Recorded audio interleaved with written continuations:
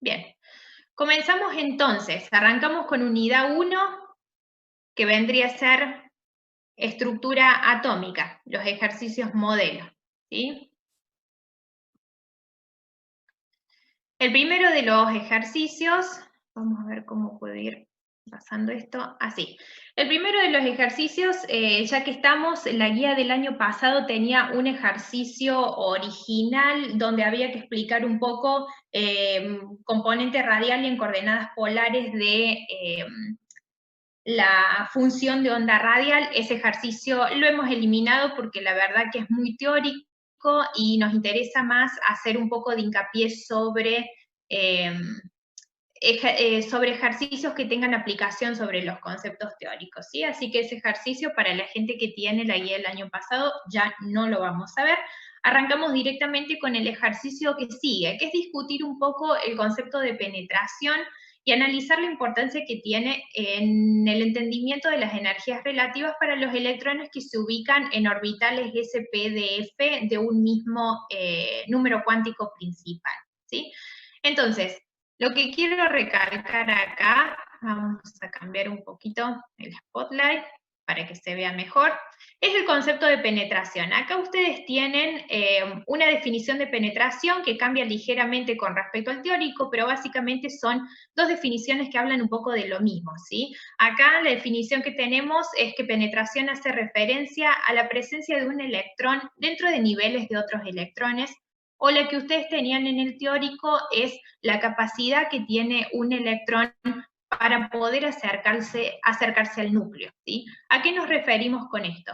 Cuando tenemos, por ejemplo, dentro del mismo nivel cuántico, un orbital 2s y tenemos los orbitales 2p, electrones que están posicionados en el orbital 2s tienen mayor capacidad de acercarse al núcleo, ¿sí? Que los que están ubicados en un orbital 2p. Esto es relativamente fácil de entender si ustedes piensan un poco en la forma de los orbitales, olvidándome o dejando por el momento de lado todo este tema de las funciones. Si ustedes se acuerdan cuál es la forma que tienen estos orbitales, el 2s saben que es un orbital que es esférico, ¿sí? Tiene nodos, se encuentra interrumpido por nodos, pero en definitiva esa es la forma general que tiene. Mientras que los orbitales 2p son binobulados, o sea que tenemos densidad electrónica a los costados del núcleo, ¿sí? En el centro prácticamente la densidad electrónica es nula. ¿Eso qué quiere decir? Que un electrón que está posicionado en el 2s básicamente tiene casi que todo el espacio que necesite para aproximarse al núcleo, mientras que el que está ubicado en el 2p solamente se puede mover en los lóbulos y no se puede acercar tan cómodamente hacia el núcleo del átomo. Eso es de alguna manera lo que nos indica que un orbital 2s, por ejemplo, es mucho más penetrante que un orbital 2p. Si queremos pensar esto en términos de funciones, lo podemos hacer un poquito más elegante, ¿está? Me gustan más un poco las funciones que les ha puesto el profe en el teórico, así que vamos a tratar de ir para allá. A ver si lo puedo encontrar. Clase 1, penetración, ¿sí?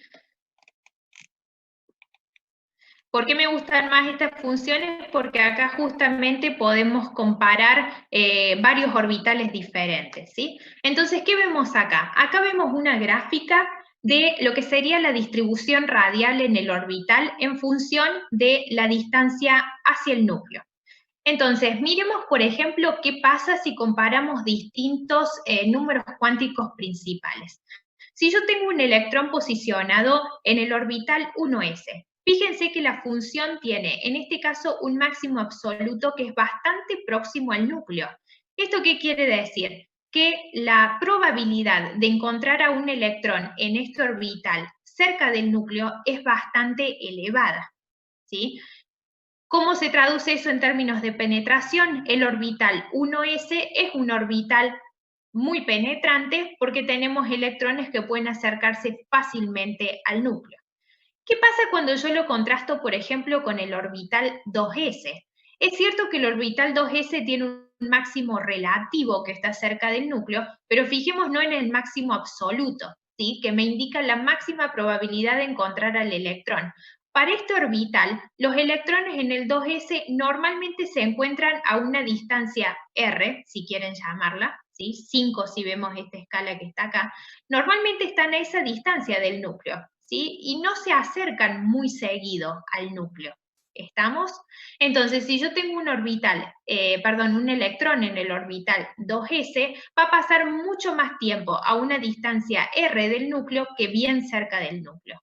Por lo tanto, cuando yo los comparo, digo que el orbital 1s es más penetrante que el orbital 2s. De la misma forma, extendemos el razonamiento a la comparación con el 3s, por ejemplo, que nuevamente, si bien tiene dos máximos relativos cercanos al núcleo, la mayor probabilidad está a una distancia superior que el 1s o el 2s. ¿Está? O sea que los electrones en el 3s van a pasar su mayor cantidad de tiempo en esta zona. No se acercan tanto al núcleo. Por lo tanto, el 3s es menos penetrante que el 2s, que a su vez es menos penetrante que el 1s. Entonces, ¿cómo impacta esto en cuanto a energía? Quiere decir que a medida que yo aumento mi número cuántico principal, mis orbitales se vuelven menos penetrantes. ¿Y esto qué quiere decir? Que los electrones pasan su mayor cantidad del tiempo relativamente lejos del núcleo. Por lo tanto, están menos enlazados, ¿sí? Y si están menos enlazados, recuerden que eso para nosotros significa una mayor energía y por lo tanto una menor estabilidad relativa, ¿sí? Entonces, una mayor energía y una menor estabilidad relativa. Entonces, a medida que aumento el número cuántico principal, lo que sucede es que se produce un aumento de la inestabilidad o un aumento de la energía, ¿sí? Bien, que no me muestre el chat. Tengo una pregunta, pero no alcanzo a verla, no sé por qué. Ah, estamos. Profe, ¿el 3S no debería ser más penetrante que el 3D y el 3P? Pregunto por el segundo gráfico. Perfecto. Ahora vamos a ver qué pasa entonces cuando mantenemos el número cuántico principal y nos movemos de subnivel, que es lo que está preguntando justamente Nazarena, ¿sí? Vamos a ver qué pasa con el 3, ya que tenemos todos juntos acá en la misma gráfica. Miremos, el 3S, antes veíamos los máximos absolutos, ahora quiero llamarle su atención a los máximos relativos, ¿sí? Que van a empezar a importar cuando nos movemos de subnivel. Para el 3S tenemos un máximo relativo que está bien próximo al núcleo, ¿sí? Estamos por acá. Cuando nos movemos al 3P, también tenemos un máximo relativo próximo al núcleo, pero fíjense que está un poco más lejos que el máximo relativo del 3S.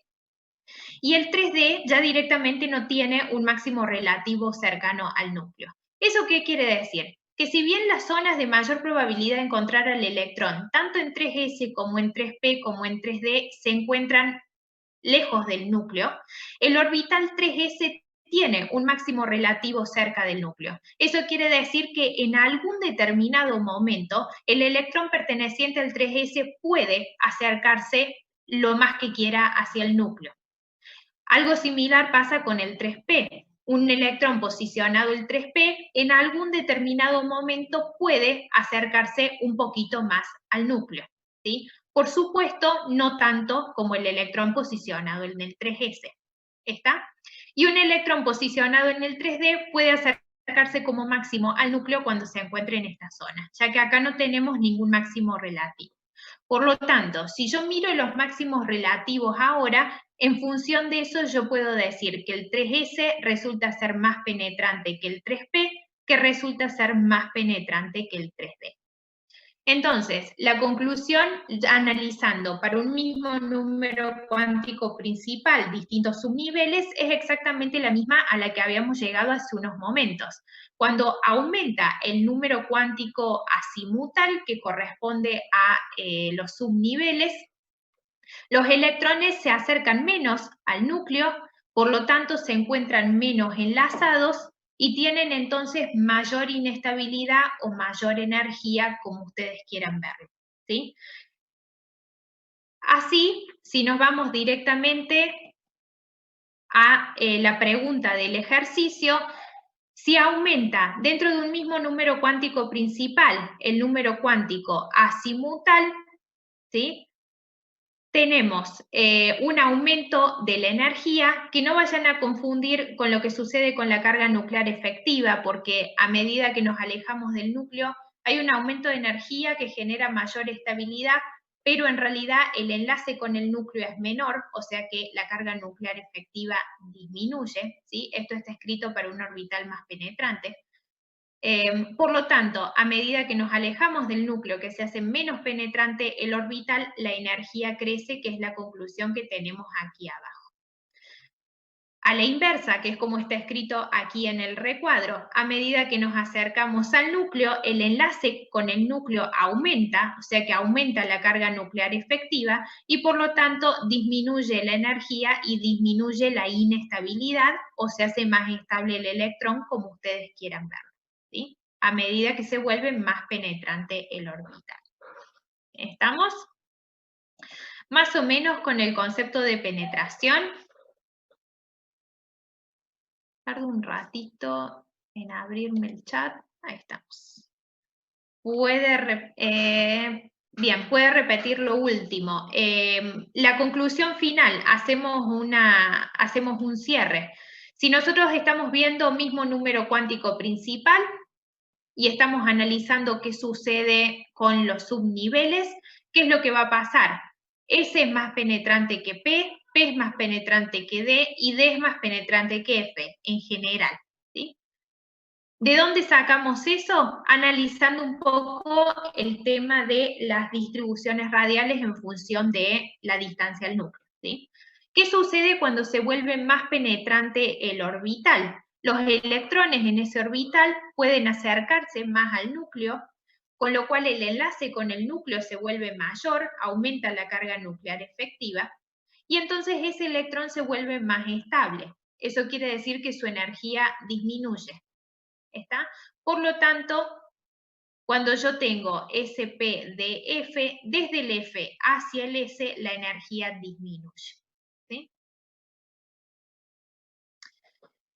¿Cómo es el término que se utiliza cuando la probabilidad de encontrar un electrón es cero? ¿Nodo puede ser? Sí, exactamente. Sí, es el nodo del orbital. En ese espacio, es un espacio tridimensional en el cual vos tenés probabilidad cero de encontrar al electrón. ¿Sí? Bien, más o menos. Vamos a ver qué pasa entonces, o cómo aplicamos un poco este concepto de penetración a una situación un poco más puntual.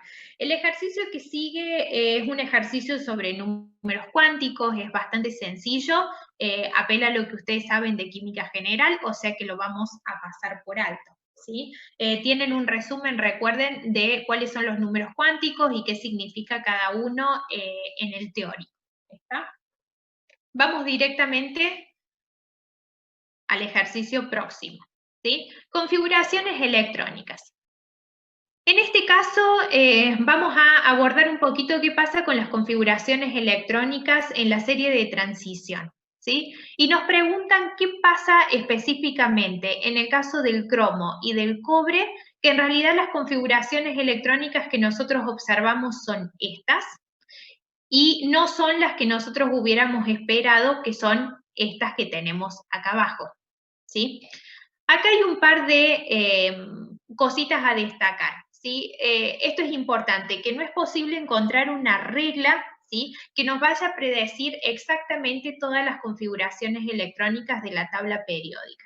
Hay algunas configuraciones electrónicas que sabemos que son de esa manera por datos experimentales, ¿sí? Cálculos y observaciones experimentales. Después nosotros lo que podemos hacer es intentar postular diferentes teorías que nos permitan explicar por qué esas configuraciones electrónicas son de esa manera, pero no podemos predecirlas de antemano.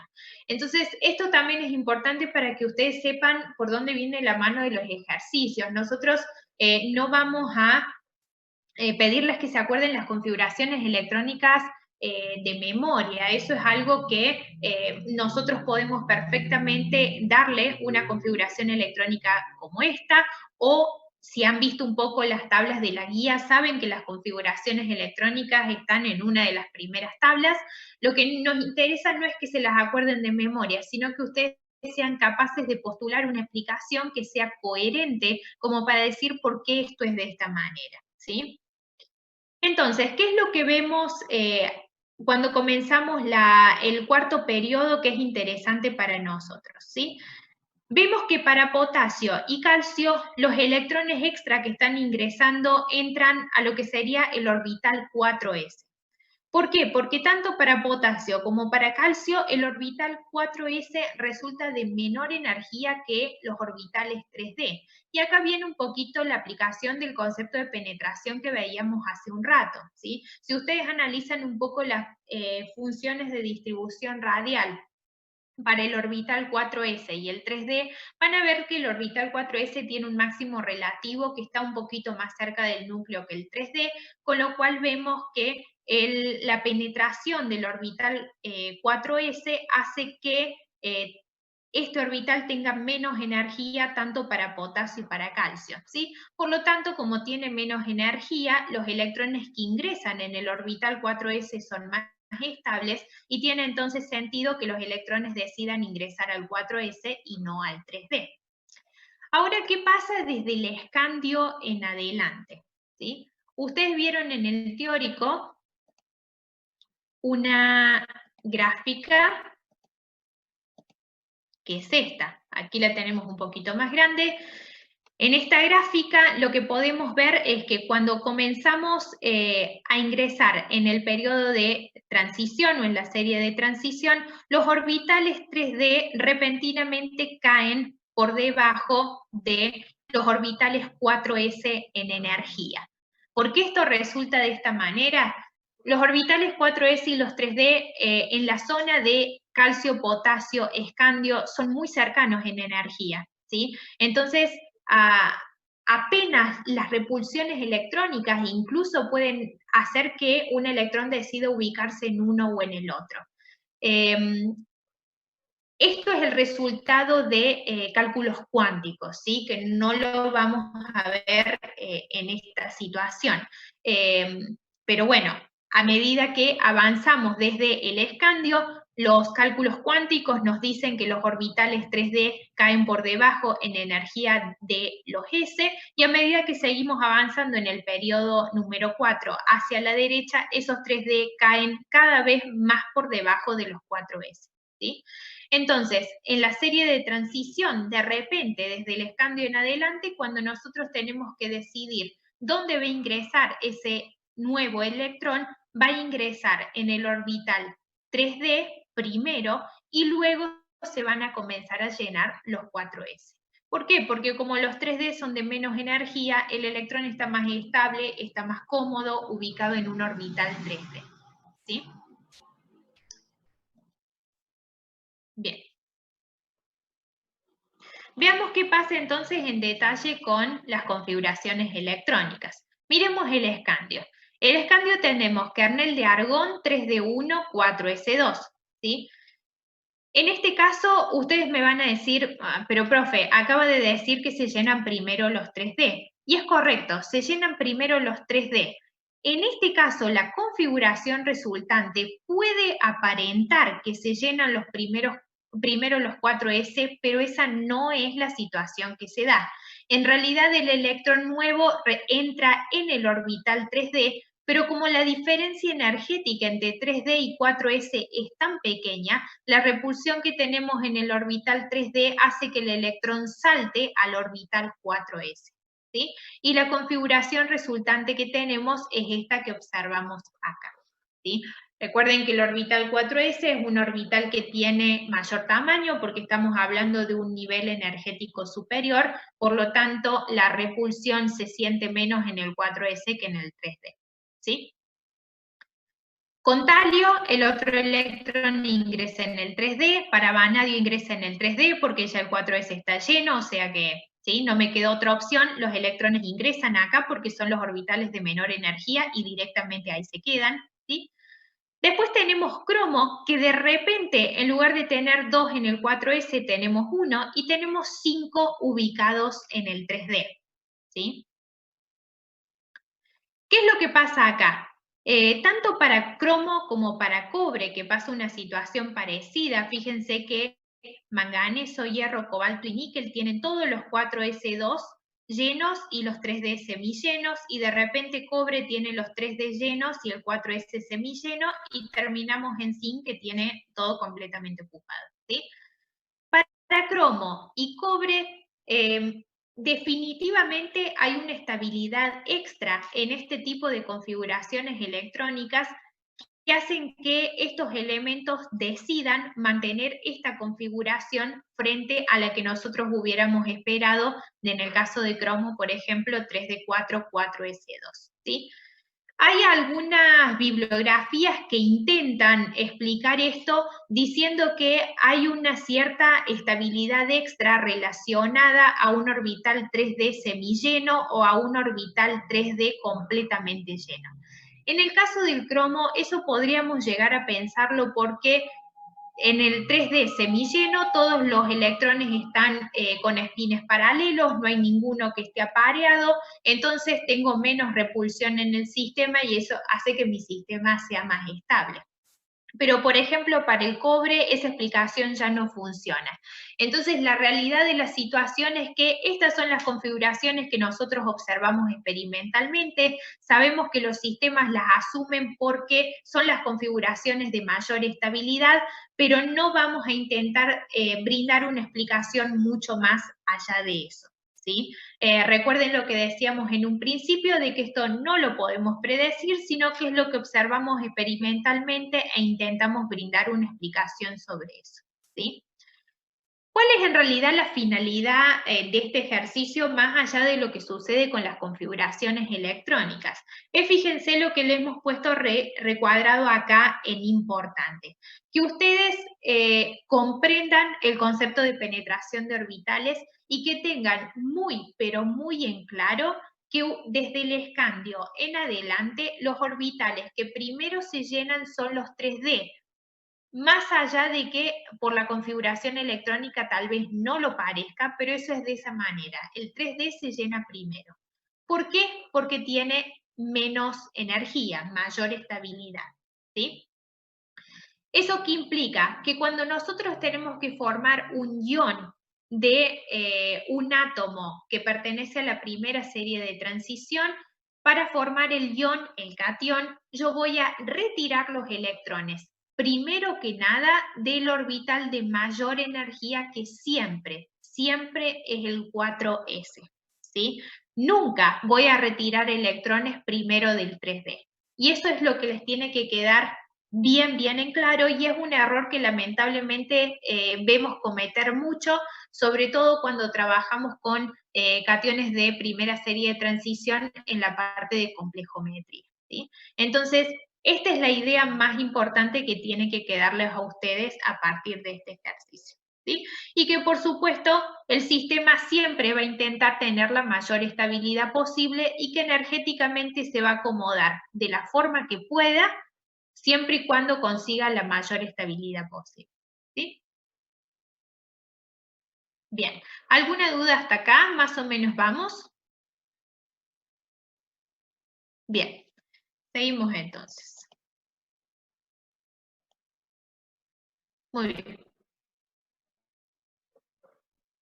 ¿Qué pasa con el ejercicio 4? ¿Sí? Y de repente vamos a empezar a hablar de carga nuclear efectiva. La carga nuclear efectiva es un concepto que a ustedes ya les suena desde química general. Lo repasamos rápidamente. Cuando nosotros tenemos un átomo polielectrónico, hay dos cosas que tenemos que considerar. Si estamos mirando uno de los electrones, ese electrón está atraído por el núcleo que contiene protones, ¿sí? Esa atracción está representada por la carga nuclear, es decir, por el número atómico Z, pero al mismo tiempo, dentro de un átomo polielectrónico, ese electrón también está sintiendo las repulsiones que el resto de los electrones están haciendo sobre él. Esas repulsiones vienen representadas a través de lo que conocemos como apantallamiento, ¿sí? ¿Cuál es la idea del apantallamiento? El apantallamiento reduce de forma parcial la carga nuclear, ¿sí? Entonces, un electrón que esté ubicado en un átomo polielectrónico no va a sentir la carga nuclear completa, ya que se encuentra parcialmente apantallado por otros electrones. Si nosotros hacemos la diferencia entre la carga nuclear y el apantallamiento, obtenemos como resultado la carga nuclear efectiva, que es la carga real que está experimentada por un determinado electrón en un átomo polielectrónico. ¿Sí? Cuando trabajábamos en química general con este concepto, trabajábamos con carga nuclear efectiva y veíamos cómo en distintas situaciones variaba la carga nuclear y variaba el apantallamiento. Y en función de si uno aumentaba, el otro disminuía o qué es lo que sucedía, analizábamos qué pasaba con la carga nuclear efectiva y en función de eso normalmente analizábamos propiedades periódicas. ¿Sí? Lo que vamos a hacer ahora en química inorgánica es sumarle a esto el cálculo numérico de la carga nuclear efectiva a través del cálculo numérico de la constante de apantallamiento. ¿Sí? La constante de apantallamiento la vamos a estimar a través de un conjunto de reglas empíricas que reciben el nombre de reglas de Slater. ¿Sí? Esto lo vieron en el teórico, lo vamos a repasar un poquito como para que podamos ver el resto de los ejercicios. Cuando queremos aplicar Slater, lo primero que vamos a hacer es escribir la configuración electrónica del elemento o el ion, según lo que nosotros estemos analizando, respetando el llenado de orbitales según energía. ¿Sí? Una vez que hicimos eso, vamos a organizar la configuración electrónica por número creciente de número cuántico principal, que es lo que vemos acá abajo. Y vamos a generar ciertos grupos. ¿Cómo vamos a armar estos grupos? Fíjense que el 1s siempre está en un grupo por sí solo, y después todo lo que sea S y P perteneciente al mismo número cuántico principal lo vamos a agrupar, ¿sí?, en un grupo. ¿Sí? 2S, 2P viene por un grupo, 3S, 3P viene por un grupo, 4S y 4P viene por otro grupo. ¿Sí? Y los 3D, los D y los F, no importa de qué número cuántico principal sean, siempre los vamos a agrupar solitos. ¿Está? ¿Por qué hacemos esto? Y acá podemos aplicar nuevamente el concepto de penetración. Hay una diferencia evidente en si un electrón está ubicado en un orbital S, en un P, o está ubicado en un D o en un F, que son orbitales menos penetrantes. Entonces, por supuesto, como la penetración de los orbitales se modifica, nosotros no podemos aplicar exactamente las mismas reglas de Slater para todos, sino que las reglas tienen que variar ligeramente si nosotros tenemos un electrón ubicado en un orbital más penetrante o un electrón ubicado en un orbital menos penetrante. ¿Sí? Es por esto que generamos esta diferencia uno con el otro. Sí, sí, siempre que se vaya terminando el tiempo, yo no lo voy a volver a repetir, pero ingresan con el mismo ID y la misma clave, y una vez que yo vea más o menos todos los participantes en línea, continuamos. ¿Sí? Bien, una vez que tengo estos grupos armados, ¿qué es lo que vamos a hacer? Supongamos que yo quiero determinar el apantallamiento que sufre un electrón ubicado en el orbital 4p.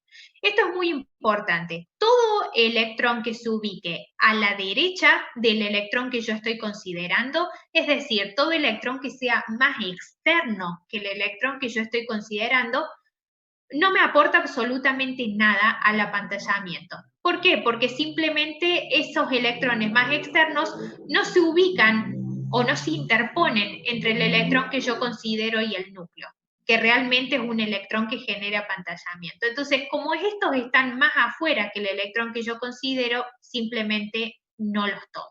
¿Estamos? Vamos a ver qué pasa si yo quiero considerar el apantallamiento para un electrón que se encuentra ubicado en un orbital ns o np. Es exactamente lo mismo, porque recuerden que el s y el p del mismo número cuántico principal siempre están agrupados en el mismo grupo, o sea que no importa si es ns o np, lo voy a calcular de la misma manera. ¿Sí? Supongamos que me paro acá en el 4s2. ¿Qué vamos a hacer entonces? Acá tenemos una nota importante. Si yo quiero calcular el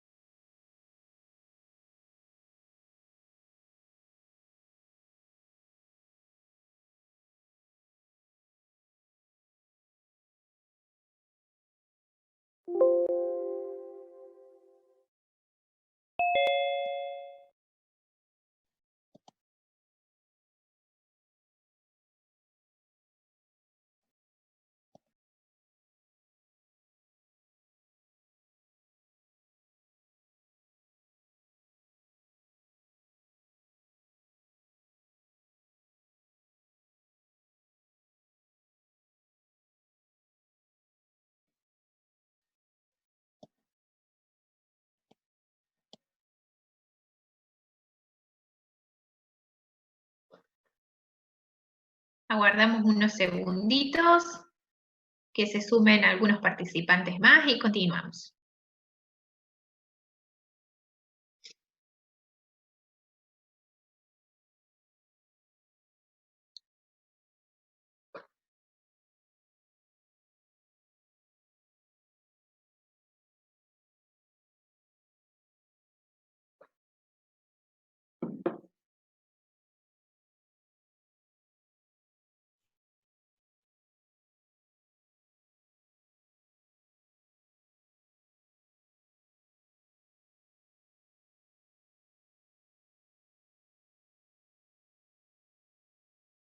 Bien, estamos más o menos en 73, así que seguimos, ¿sí? Les decía, esta notación es importante. Si yo estoy queriendo calcular el apantallamiento de un electrón 4s, fíjense que acá en este orbital yo tengo dos electrones. Uno es el electrón que le estoy queriendo calcular el apantallamiento. Y el otro es el electrón con el cual se encuentra pareado. El electrón que yo estoy analizando, el electrón que está bajo análisis, al que yo le estoy calculando el apantallamiento, ese electrón no lo voy a considerar. Ese es el electrón bajo análisis, ¿sí? Por lo tanto, si yo tengo que decir, dentro de este mismo grupo, ese electrón bajo análisis, ¿tiene alguien que lo apantalle? Sí, tiene un electrón más que lo apantalla en un 0,35. ¿Qué quiere decir este 0,35? Que este electrón que se encuentra compartiendo grupo con el electrón que está bajo análisis, simplemente bloquea la carga nuclear en un 35%. O sea que ayuda al apantallamiento, sí, pero tampoco es un apantallamiento súper efectivo, ¿sí? Pero bueno, lo tenemos que considerar, ¿está? Todos aquellos electrones que se encuentran posicionados en un nivel inferior al electrón que yo estoy considerando, en este caso todos los electrones ubicados en el nivel 3, ¿sí? Que son 16 en total, sumo los 8 del D y los otros 8 que tengo en el S y en el P, suman al apantallamiento en un 0,85%, ¿sí? En un 0,85. ¿Qué quiere decir? Que estos electrones están bloqueando en un 85% la carga nuclear. Fíjense que el apantallamiento que generan estos electrones ya es considerablemente más efectivo que el apantallamiento que genera el electrón con el cual se comparte grupo, ¿sí? Y aquellos electrones que se encuentran en un nivel -2, es decir, 2 niveles inferiores o más al electrón que yo estoy considerando, aportan todos un apantallamiento de 1. En este caso tenemos 6 más 4, en total 10 electrones que están apantallando la carga nuclear en un 100%, ¿sí? Nuevamente noten que el apantallamiento de estos electrones ya es mucho más efectivo que el apantallamiento de estos y que incluso el apantallamiento del primero que consideramos, ¿sí? La suma de todos estos valores, 10 por 1, 16 por 0,85 y 1 por 0,35, me va a dar como resultado el apantallamiento. ¿Y esto por qué lo recalco? Porque normalmente es un error común que vemos, que ustedes hacen este cálculo y dicen que eso es el set efectivo. Eso no es el set efectivo, ¿sí? Recordemos que lo que nosotros hemos hecho con Slater es calcular el apantallamiento. Cuando se lo restemos a Z, que es el número atómico correspondiente, recién ahí vamos a tener como resultado la carga nuclear efectiva, ¿sí? Veamos qué pasa si ahora yo tengo que calcular la carga nuclear efectiva de un electrón que se ubica ya sea en un subnivel ND o en uno NF. ¿Está? Acá tenemos en un ejemplo un electrón que estamos considerando en un 3D8. Fíjense que los electrones más externos, estos 4s2, directamente no aportan al apantallamiento, o sea que no los considero, ¿sí? Dentro del 3D tenemos un total de 8 electrones, hay uno que es el electrón que está siendo analizado, ese no lo voy a contar, por lo tanto tengo otros 7 electrones que al estar ubicados en el mismo grupo apantallan en un 35%. Entonces 7 por 0,35. ¿sí? Y volvemos a usar acá el concepto de penetración que aprendimos al principio. Como el orbital 3D es un orbital menos penetrante que 1s o 1p, por ejemplo, ¿qué va a pasar? Cualquier cosa directamente que esté a la izquierda de ese orbital 3D, cualquier electrón, no importa si pertenece al mismo nivel o a niveles más bajos, ¿sí? Cualquier electrón directamente ya va a aportar en un apantallamiento del 100%. ¿Sí? Vuelvo a repetir, ¿por qué pasa esto? Porque el 3D es un orbital menos penetrante, entonces cualquier electrón que se interponga entre el 3D y el núcleo me va a generar un apantallamiento que va a ser considerablemente efectivo. ¿Sí? Entonces, si yo ahora sumo 18 por 1 más 7 por 0,35, voy a obtener como resultado el apantallamiento total y cuando se lo reste a Z, voy a obtener la carga nuclear efectiva para un electrón ubicado en 3D8. ¿Sí? Bien. ¿Alguna duda entonces hasta acá con aplicación de reglas de Slater o vamos bien? Perfecto. ¿Sí? Veamos entonces algunos ejemplos de aplicación. El ejercicio 5 en la parte A nos pide calcular la carga nuclear efectiva para el último electrón en los siguientes átomos. Último electrón. ¿Sí? Entonces arrancamos por algo simple, no los vamos a hacer todos porque queremos que a ustedes le queden algunos de práctica. Tienen por supuesto los resultados de la unidad, o sea que si no llegan al valor que nosotros les publicamos, pueden escribirnos por consulta. ¿Sí? En el caso del flúor, escribimos configuración electrónica, en este caso la escribimos por llenado de energía y directamente ya nos queda ordenada por número cuántico principal.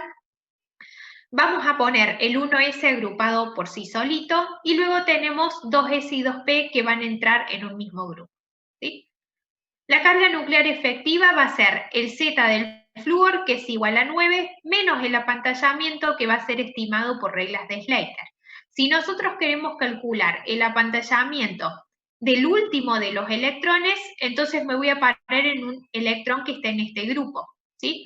Mis electrones totales son 5 más 2, 7. Hay uno que está bajo análisis, entonces no lo cuento. Por lo tanto, lo que me van a quedar son 6 electrones que en el mismo grupo aportan un 0,35.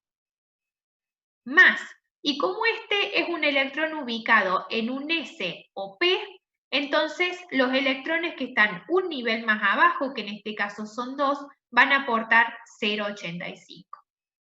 Resolvemos esta cuenta y nos da como resultado una carga nuclear efectiva de 5,2. ¿Sí? Veamos qué pasa en el caso del bario, donde la configuración electrónica es un poquito más larga. Acá lo que tenemos es la configuración electrónica escrita, ¿sí? Que bueno, acá lo estoy viendo, no es el mejor del, bueno, sí, no es el mejor de los casos por orden de energía, porque a mí me gustaría que el 3D aparezca antes del 4S, por lo que estuvimos viendo hace un rato, pero bueno, en definitiva esta configuración electrónica es la que resulta cuando ustedes aplican regla de las diagonales, ¿sí? O sea que no hay problema.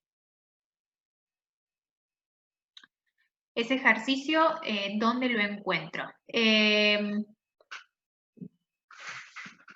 ¿Dónde lo encuentro? ¿Dónde, Nazarena? Sería, te indico, es el ejercicio 4, la parte A. ¿Sí? O 5A, se me cambian, o 5A porque de la guía del año pasado, ¿sí? De la guía vieja, exacto. Recuerden que retiramos el primer ejercicio, entonces ahora todos los ejercicios tienen un número menos de lo que tenían los ejercicios en la guía del año pasado, ¿sí? Bien, ¿qué hacemos con el bario? Entonces escribimos configuración electrónica utilizando reglas de las diagonales si ustedes quieren, ordenamos por número cuántico principal y armamos los grupos como estuvimos viendo. 1S por sí solo, 3D por sí solo, 4D por sí solo y 6S por sí solo, ¿sí? Porque no tengo más, no tengo el 6P, ¿está? Después tenemos 5S, 5P en un mismo grupo, 4S, 4P en un mismo grupo, y lo mismo con 3S, 3P y 2S, 2P. ¿Sí? Una vez que tenemos eso, carga nuclear efectiva será el número atómico del bario menos el apantallamiento. El apantallamiento por regla de Slater lo estimamos de la siguiente manera. Como el electrón considerado está en un orbital S, el electrón con el cual comparte grupo, ¿sí? Que va a ser uno solito porque el otro es el electrón bajo análisis, aporta 0,35. Más los electrones que se encuentran un nivel más abajo serían los electrones del nivel 5. Tenemos 6 más 2, 8. Estos aportan 0,85. Más aquellos electrones que se encuentren 2 niveles o más hacia abajo, que si contamos desde el 4D hacia el 1S, vamos a encontrar 46 electrones, aportan directamente 1. Resolvemos el cálculo de reglas de Slater, nos da 53,15, se lo restamos a Z y obtenemos como resultado la carga nuclear efectiva de 2,85. Profe, ¿ese tipo de llenado de los orbitales ocurre solamente en el orbital 3D o en los orbitales D en general? Volvamos a ver si lo podemos ver. Nosotros lo vamos a trabajar en general en los orbitales 3D y los orbitales 4S, porque para análisis de este tipo nos vamos a mover básicamente con primera serie de transición. Veamos acá si lo puedo llegar, si podemos localizarlo. Por ejemplo, acá tenemos el 4D y tenemos el 5S, que sería una situación similar a lo que trabajábamos recién, y fíjate que se vuelve a dar exactamente el mismo efecto cuántico de energía, y fíjate que a su vez es incluso más pronunciado con los orbitales 4E. ¿Está? O sea que independientemente de la serie de transición que vos consideres, el fenómeno va a estar. Lo que pasa es que normalmente vamos a hacer referencia a 3D y 4S porque en general trabajaremos con elementos de la primera serie de transición. ¿Sí?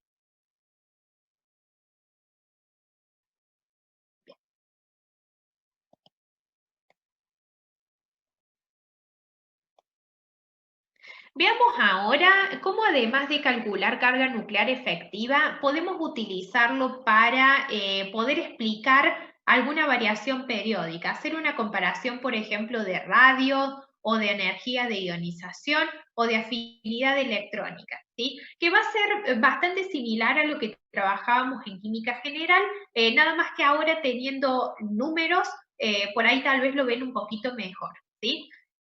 Fíjense, en la parte B nos pide calcular la carga nuclear efectiva para el último electrón en los siguientes pares de iones.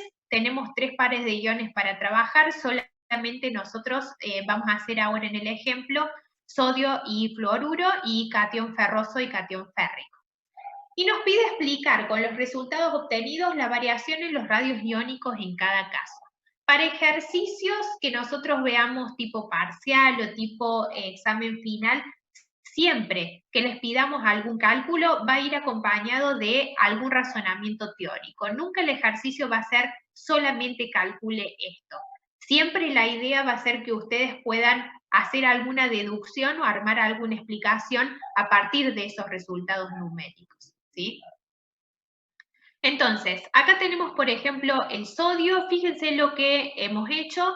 Escribimos configuración electrónica del átomo neutro y como queremos calcular carga nuclear efectiva para el catión sodio, lo que hacemos es perder el electrón más externo y nos quedamos con la configuración electrónica que vemos acá, que es una configuración de capa cerrada, ¿sí? Recién ahora que yo tengo la configuración del catión, hacemos el análisis sobre el último de los electrones. ¿Por qué recalco esto? Porque por ahí veía en las consultas que hacían el análisis sobre el último electrón de esta configuración, que es este, pero recuerden que si yo quiero analizar catión sodio, este electrón ya lo perdí, o sea que voy a analizar un electrón del grupo 2s2p. Z va a ser Z del sodio, eso se mantiene 11, menos apantallamiento por reglas de Slater. En este grupo tenemos 6 más 2, 8 electrones. Le resto el electrón que está bajo consideración y me queda 7 por 0,35, ya que estamos dentro del mismo grupo. Un grupo más abajo, porque estoy trabajando en un S o un P, me aportan directamente 2,85. Resuelvo esta cuenta y lo que me queda es una carga nuclear efectiva de 6,85. Fíjense que si yo calculo carga nuclear efectiva para el último electrón del átomo neutro, que sería este, la carga nuclear efectiva que me queda es 2.2. Entonces, ¿qué pasó cuando yo perdí un electrón?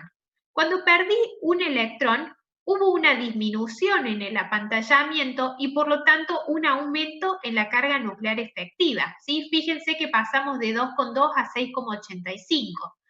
Al haber un aumento en la carga nuclear efectiva, evidentemente la nube electrónica en el catión sodio está mucho más atraída hacia el núcleo y lo que vemos es entonces una contracción de la especie que vendría a reflejarse en una disminución del radio. ¿Sí? ¿Por qué hay un aumento tan grande de 2,2 a 6,8? Bueno, simplemente vemos en la configuración electrónica que al haber perdido el electrón justo 3s y pasar a una configuración de capa cerrada, esta configuración es tan estable que la carga nuclear efectiva que sufren estos electrones es muy elevada. ¿Sí? Esto ustedes lo pueden encontrar en el teórico. En el teórico el profe se los menciona como que cuando perdemos un electrón disminuyen las repulsiones en la nube electrónica y entonces eso hace que los electrones estén más enlazados hacia el núcleo y lo que vemos es una disminución del radio. ¿Sí? Es otra forma de comentar un poco todo esto que estamos viendo acá en valores numéricos. ¿Sí?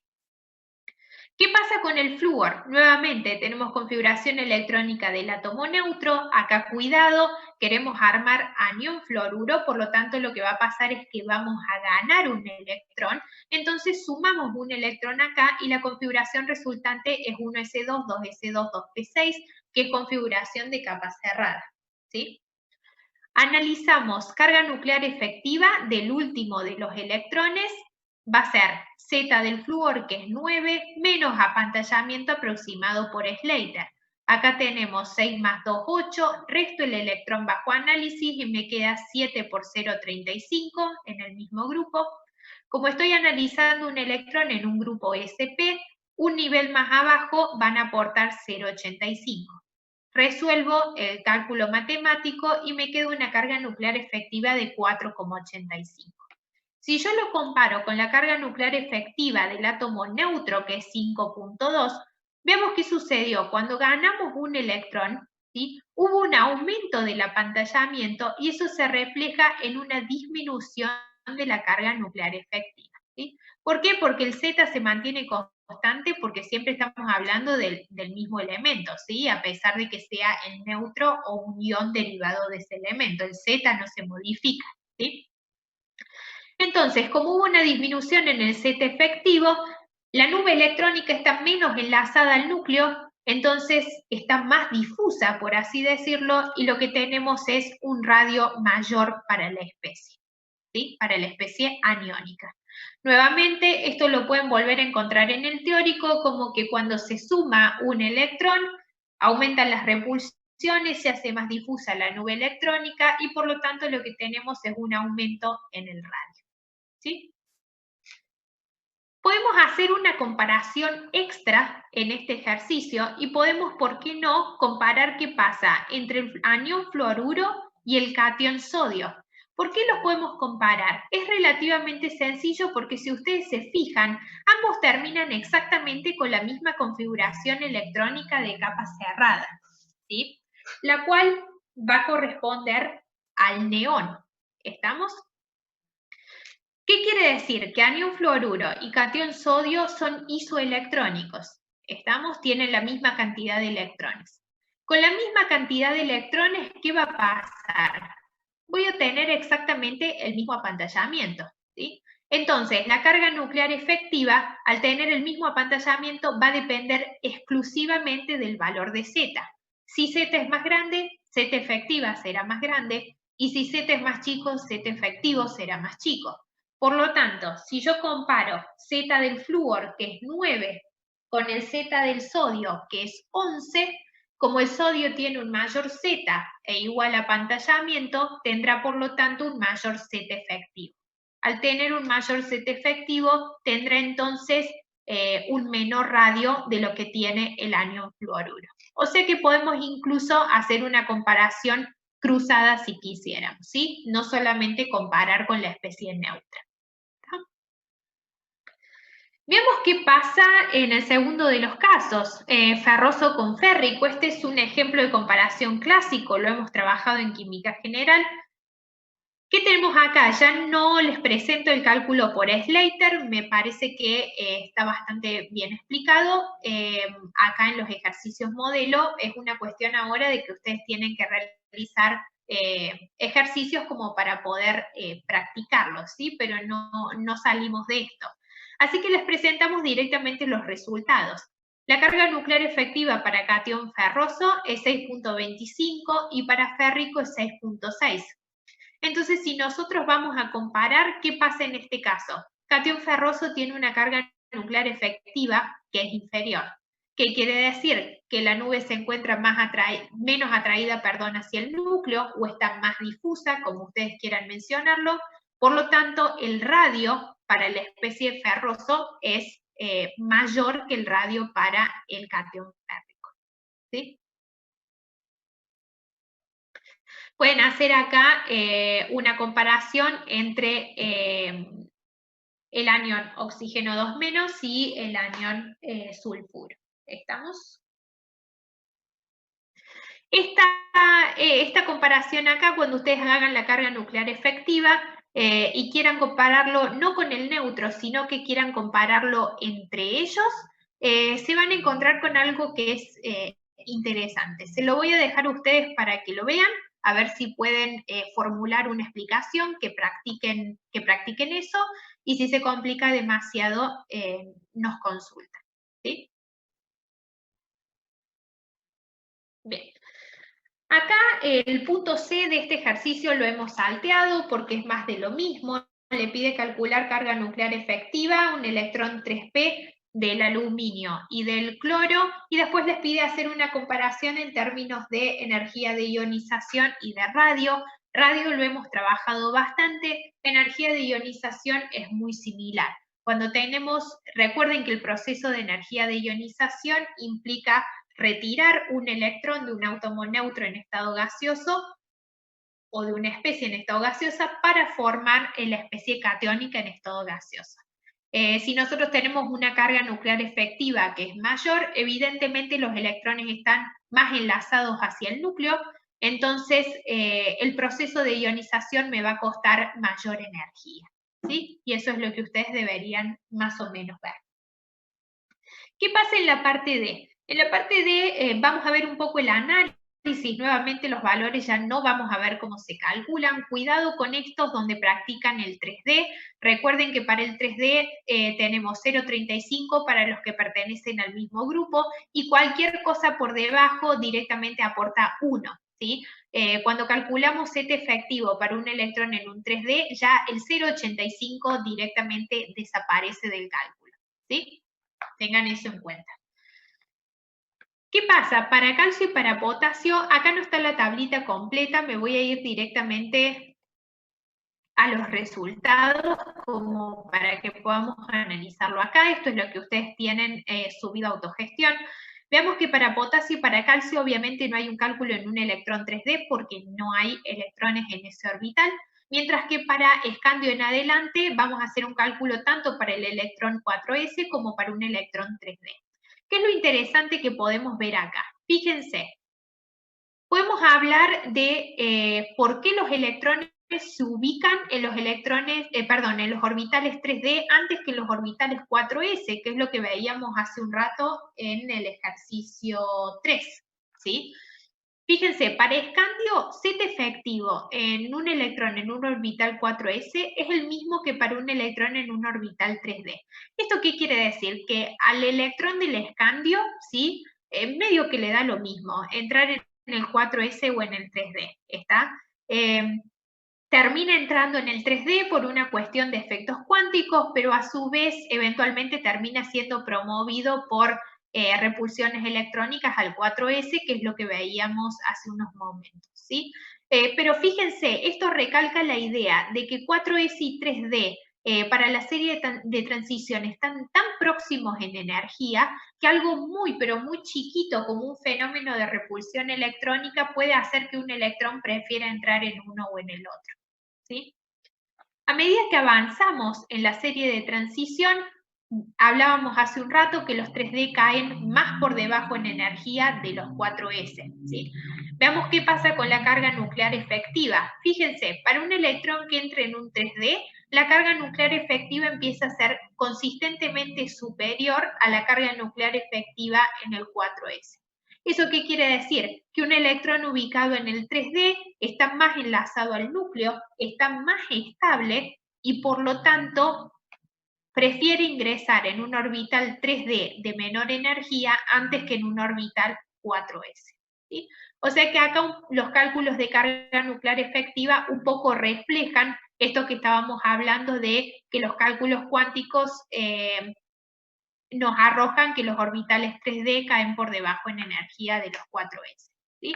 Se ve un poquito reflejado acá en un cálculo muy sencillo. ¿Sí?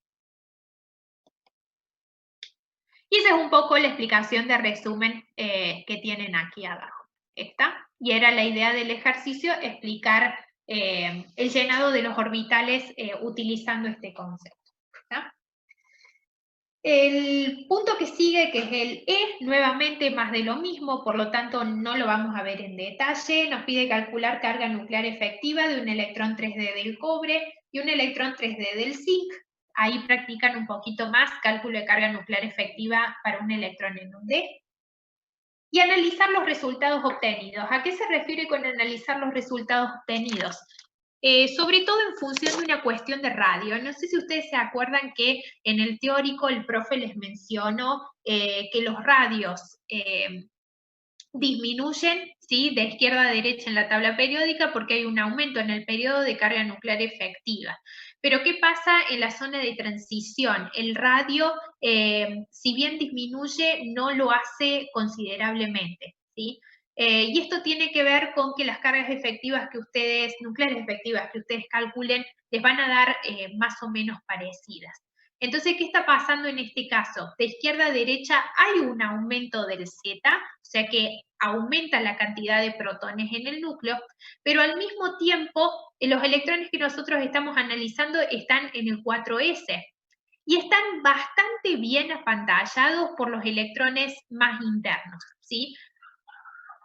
Sobre todo a medida que nos acercamos a tener los 3D cada vez más llenos.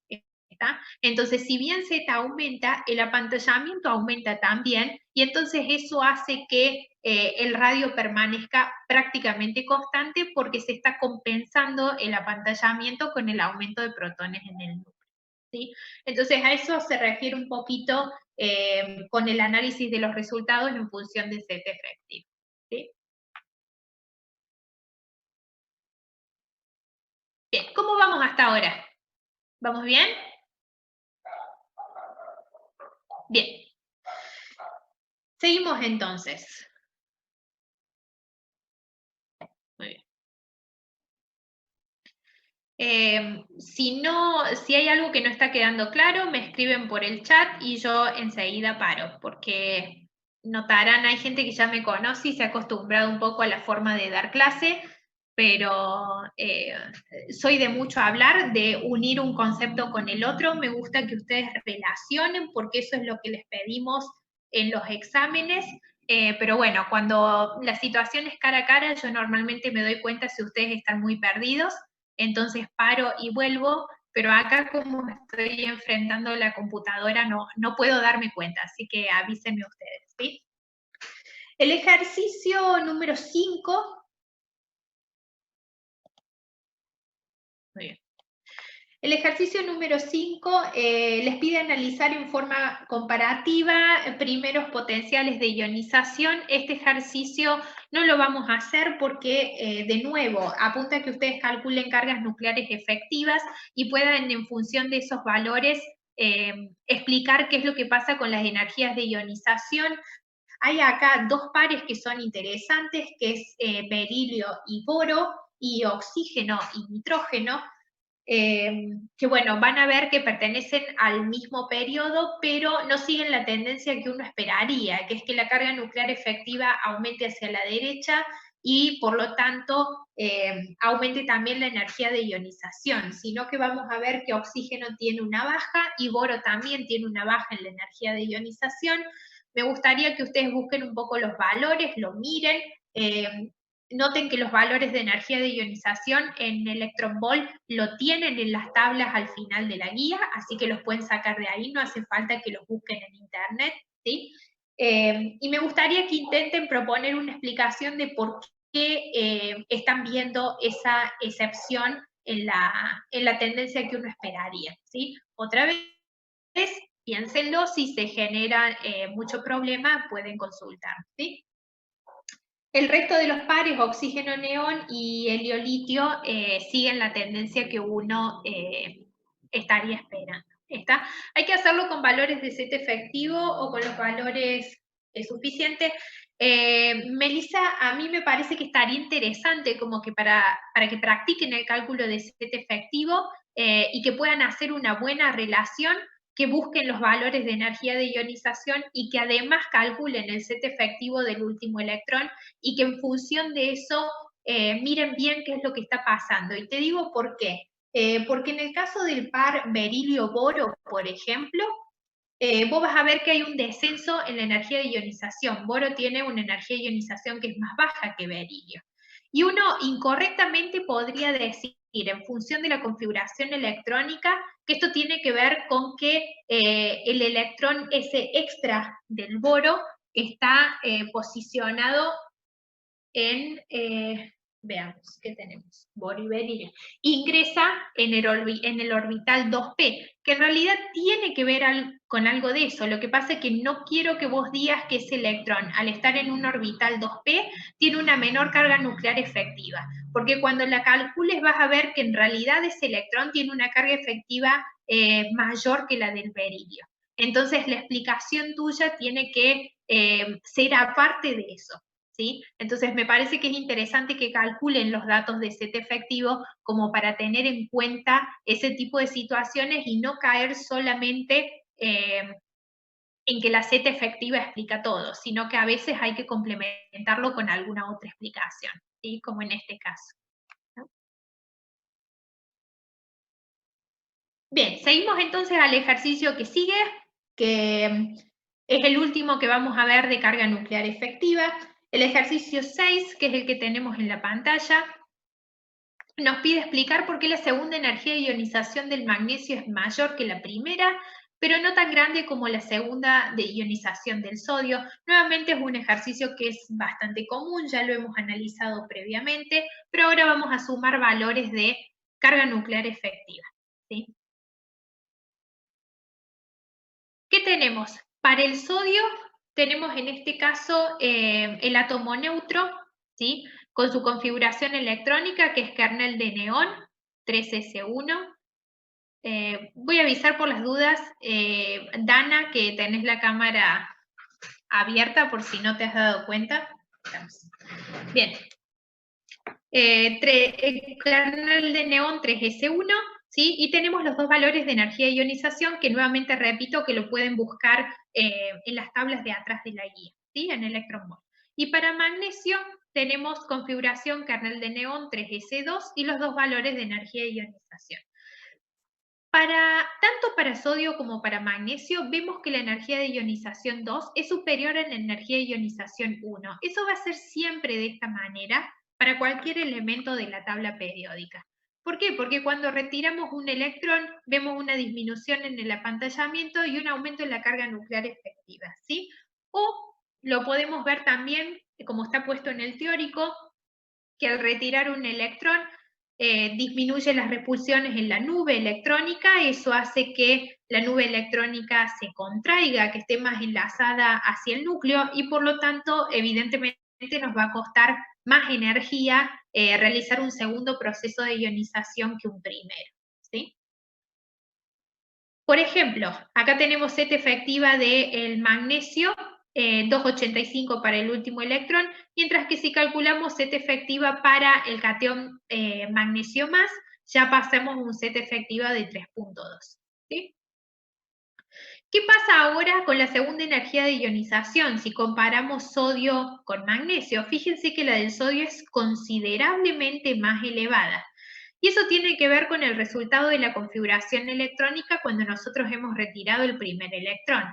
Para sodio, una vez que perdemos el electrón 3s1, nos quedamos con una capa cerrada, una configuración de gas noble, un kernel de neón, como ustedes quieran llamarlo, que es una configuración extremadamente estable y por lo tanto me requiere una inversión muy importante de energía para poder retirar un electrón extra de esa configuración. ¿Sí?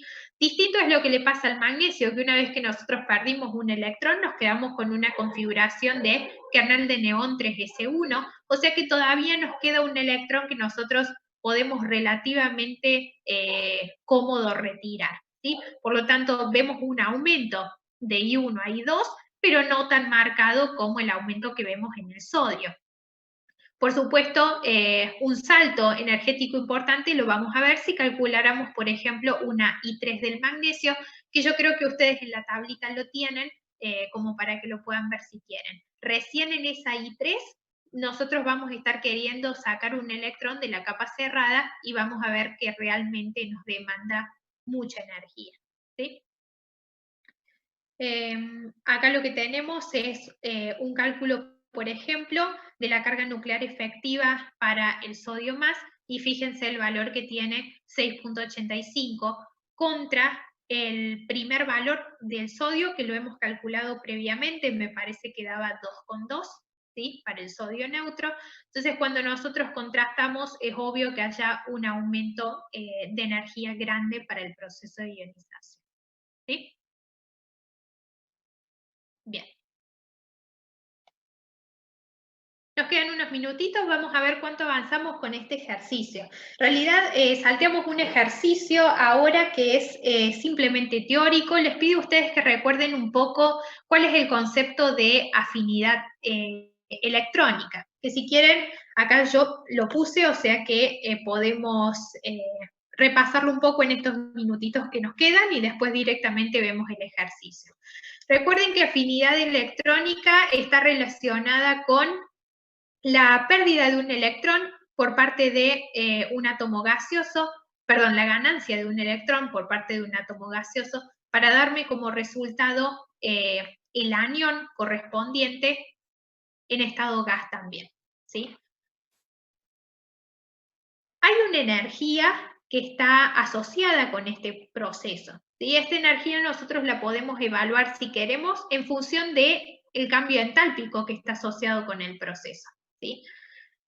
Este cambio entálpico se relaciona con la afinidad electrónica, pero no es exactamente lo mismo. ¿Por qué acá dice aproximado? Porque en realidad los valores son similares, pero no son iguales. ¿Por qué? Por una diferencia en realidad de la temperatura que está considerando el proceso. El delta H, como normalmente está trabajado en condiciones estándar, está considerado una temperatura de los 298 Kelvin, mientras que el proceso o la definición de afinidad electrónica, la temperatura que considera es 0 Kelvin, ¿sí? Entonces, los valores son parecidos, pero no son exactamente lo mismo, por eso acá hay un signo aproximado. Y otra cosa que es importante es que hay una diferencia en el signo, es decir, positivo o negativo, del cambio entálpico en relación con la afinidad electrónica. ¿Sí? ¿A qué se debe esta diferencia? Se debe a la energía que tiene la especie neutra con respecto a la energía que tiene su anión. ¿Está? Voy a cortar acá porque si no, menos de un minuto se me corta la conexión y después ya no me voy a acordar dónde tengo que retomar. ¿Sí?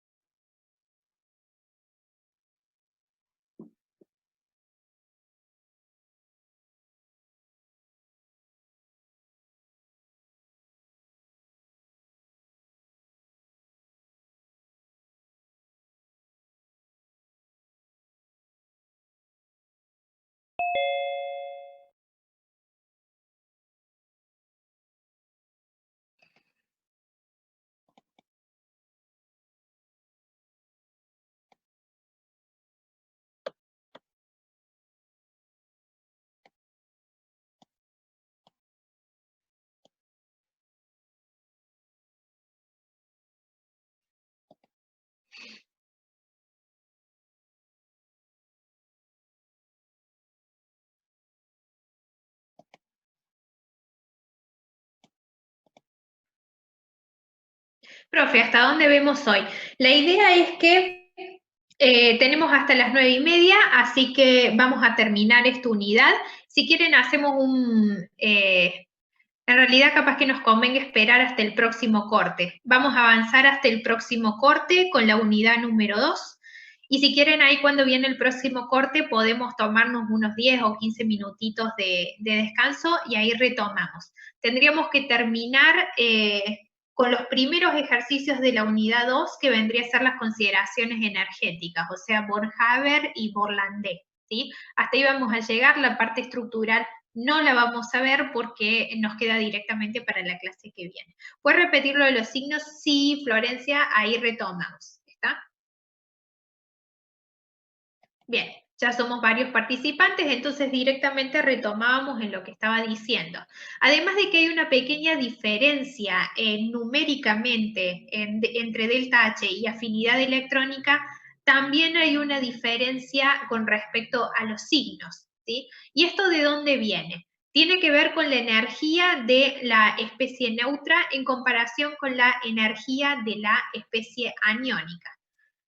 Supongamos que tenemos un no metal, como por ejemplo el flúor, que nosotros sabemos que está en la esquina superior de la tabla periódica, en la esquina superior derecha, por lo tanto sabemos que tiene una afinidad electrónica que es alta, ¿sí? El flúor tiene tendencia a tomar electrones, ¿está? Entonces, ¿qué va a pasar? Si nosotros comparamos el flúor neutro, gas, con el anión fluoruro, gas, como la tendencia es a tomar electrones, entonces la energía de la especie aniónica va a ser inferior a la energía de la especie neutra. ¿Esto por qué? Porque si el flúor tiende a tomar electrones, quiere decir que el proceso por alguna razón está favorecido, ¿sí?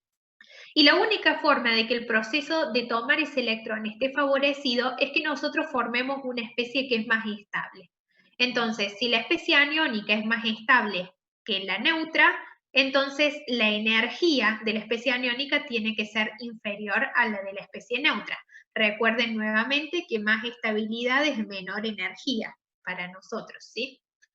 Entonces, si esta especie anónica tiene menos energía, cuando yo voy a calcular el delta H del proceso y hago la energía del producto menos la energía del reactivo, me va a dar como resultado un valor negativo, ¿sí? Esto quiere decir que el proceso para el flúor, por ejemplo, es un proceso exotérmico, ¿sí?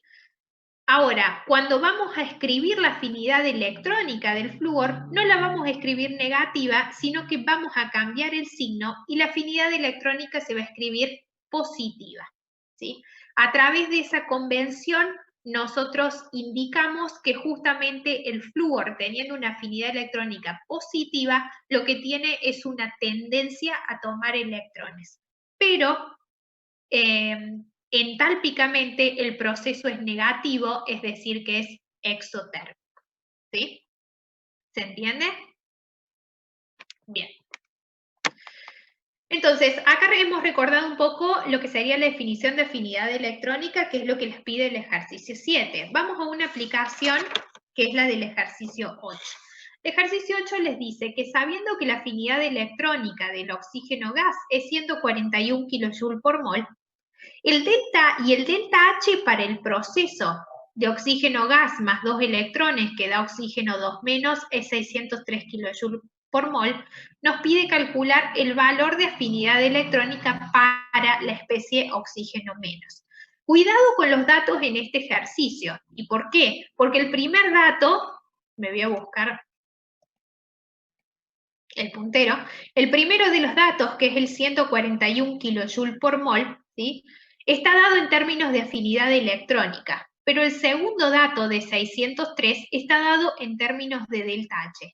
Entonces, cuidado con eso porque los signos van a cambiar, ¿está? Para poder operar, nosotros tenemos que llevar todo a delta H, ¿sí?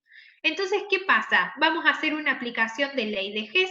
Lo que yo tengo acá es el proceso completo, que es oxígeno gas, que toma 2 electrones y me da como resultado el anión, ¿sí? Con 2 cargas negativas. Si miramos un poco el dato del ejercicio, este dato de 603 es en delta H, o sea que queda tal cual como está. Este proceso total nosotros lo podemos descomponer en dos procesos intermedios, que es oxígeno que toma un electrón para dar oxígeno menos, y oxígeno menos que toma otro electrón para dar oxígeno 2 menos. El delta H del segundo proceso es lo que yo quiero buscar, porque a partir de esto voy a calcular la afinidad electrónica de la especie oxígeno menos, que es lo que me piden.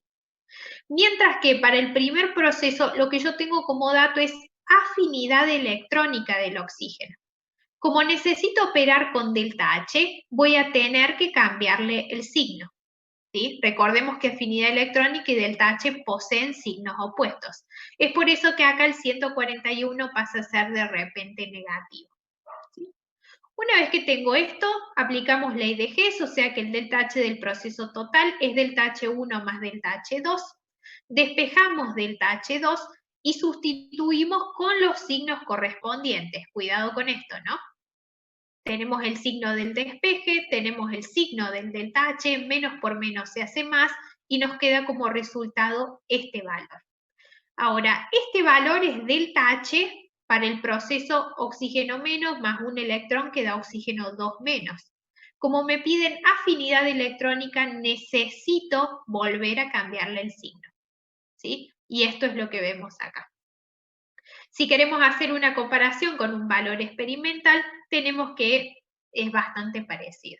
¿Sí? Recuerden que acá, si ustedes quisieran, pueden calcular un error relativo, que ya lo hemos trabajado en química general, siempre y cuando tengan un error relativo inferior al 5%, obtenemos que la aproximación es bastante buena.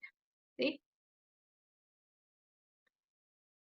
Bien, veamos entonces qué pasa con el último ejercicio, que es otra vez una aplicación de afinidad electrónica. Nos dice, teniendo en cuenta que la máxima longitud de onda que puede expulsar un electrón de un ion litio menos, para conseguir la formación de un átomo de litio neutro es 2000 nanómetros. Nos pide calcular la afinidad electrónica del litio. Este ejercicio no es difícil, pero va y viene bastante con los signos, o sea que presten atención. ¿Tá? El proceso para el cual nosotros tenemos el dato es este, que dice litio menos, más energía, expulsa el electrón y me genera litio, el átomo neutro en estado gas. Esta energía que requiere este proceso viene dada por una radiación que tiene una longitud de onda de 200 nanómetros. Acá es bastante fácil, esto lo hemos visto también un montón de veces ya. ¿Sí? Si tenemos la longitud de onda, lo que podemos hacer es calcular frecuencia utilizando C igual a lambda por nu. ¿Sí? Y después que sacamos la frecuencia, podemos calcular la energía con la ecuación de Planck. ¿Sí? O podemos directamente sustituir las dos ecuaciones en una sola, que es lo que tenemos aquí. Reemplazamos, por supuesto, cuidado con las unidades, tenemos que pasar los nanómetros a metros y obtenemos como resultado el valor de la energía en Joule. Como nosotros nos piden afinidad electrónica en kilojoule por mol, ya podemos hacer un cambio inmediato donde estos Joule, que son para un átomo de litio menos, directamente los multiplicamos por el número de Avogadro y obtenemos como resultado el valor en kilojoule por mol. ¿Sí? ¿Qué es lo que significa este valor? Este valor sigue siendo el valor de la energía relacionado al proceso original, pero lo que a mí me están pidiendo, ¿sí? El proceso de interés es la afinidad electrónica del litio, que en realidad es el proceso opuesto al que estábamos analizando hace un rato, ¿sí? Tenemos litio gas más un electrón que da litio menos, ¿sí? Como es el proceso opuesto, ¿sí? Lo que yo voy a hacer es calcular el delta H relacionado a litio gas, que toma un electrón y me da litio menos. El valor es el mismo, lo único que va a pasar es que tiene que haber un cambio de signo, porque se invirtió la ecuación. Por lo tanto, damos vuelta el signo de delta H. ¿Sí? Pero ahora, como a mí me piden afinidad electrónica y no me piden delta H, lo que va a pasar es que este valor voy a tener nuevamente que invertirle el signo, porque tenemos que recordar que afinidad electrónica tiene signo opuesto a delta H. Entonces, en definitiva, la afinidad electrónica con la que terminamos es positivo 59.83 kJ por mol, que si ustedes quieren compararlo con los valores experimentales que están en la tabla final de la guía, pueden utilizar la conversión que también está al final de la guía entre electronvolt y joule o kilojoule, y entonces modifican las unidades y obtienen la afinidad electrónica del litio en electronvolt por mol. Y así lo pueden contrastar con el valor experimental, que fíjense que está bastante parecido.